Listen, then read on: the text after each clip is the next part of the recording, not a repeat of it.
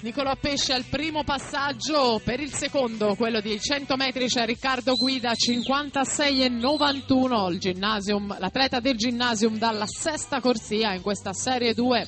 Riccardo Guida ha virato in 56,91, una manciata di centesimi più lento rispetto a Francesco Pellizzari a metà gara, quindi iniziamo a nuotare sui passi di Pellizzari, che è ancora al comando della classifica provvisoria in 1,57,37. Riccardo Guida 1,27,17, Cometto rientra in seconda posizione in 1,27,37.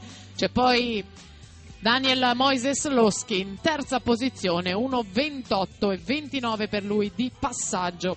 Si preparano intanto gli atleti della prima serie junior dei 200 stile libero.